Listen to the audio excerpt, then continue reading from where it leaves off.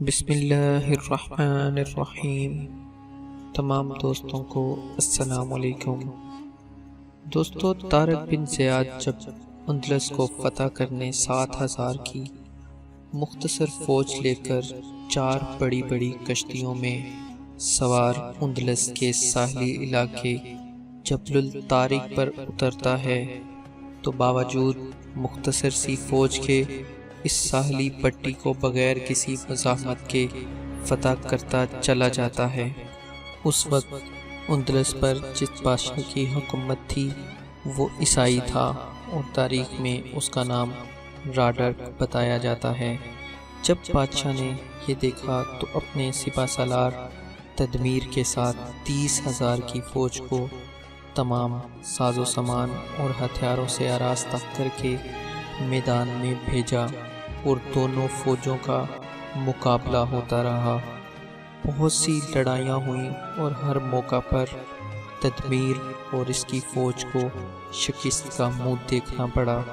آخرکار طارق کی فوج نے ان کے حوصلے پست کر دیے اور تنگ آ کر تدمیر نے اپنے بادشاہ راڈرک کو لکھا کہ یہ قوم جس سے ہمارا پالا پڑا ہے وہ معلوم نہیں کہاں سے آئی ہے، آسمان سے نازل ہوئی ہے یا زمین سے ابلی ہے، لہٰذا اب اس کے سوا کوئی چارہ نہیں کہ آپ خود اس کی سرکوبی کے لیے آئیں۔ بادشاہ راڈرک نے 70,000 کی فوج کے ساتھ اس طرف رخ کیا اور پہلی فوج کے ساتھ مل کر اس کی تعداد تقریباً 1,00,000 ہو گئی جو تمام ہتھیارات سے لیس تھی، اور دوسری طرف مسلمانوں کی فوج ہے جو نہ پورے طور پر ہتھیارات سے لیس ہے اور نہ تعداد میں ان سے کوئی نسبت رکھتی ہے۔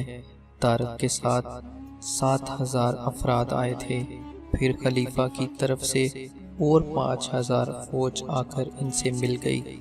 اس طرح کل 12,000 کی فوج ہوئی اور دونوں فوجیں وادی لکا کے مقام پر اتریں اور پھر مقابلہ ہوا اور مسلسل 8 دن یہ جنگ چلتی رہی اور بالآخر فتح و کامیابی مسلمانوں کے حصہ میں آئی۔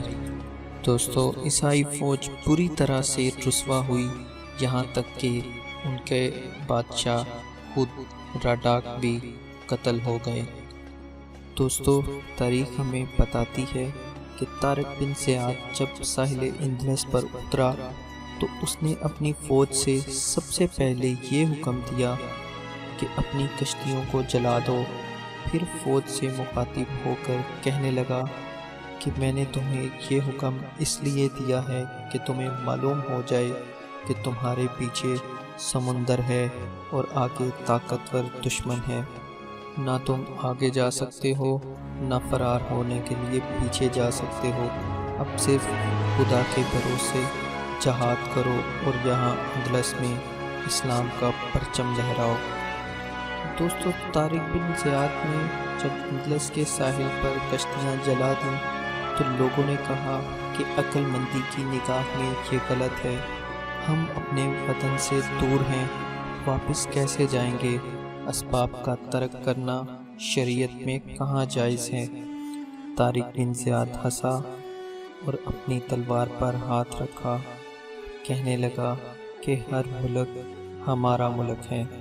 دوستو، غور کرنا چاہیے کہ یہ کون سی طاقت تھی جس نے مسلمانوں کو فتح سے ہمکنار کیا اور ان کو سر بلندی اور عزت عطا کی۔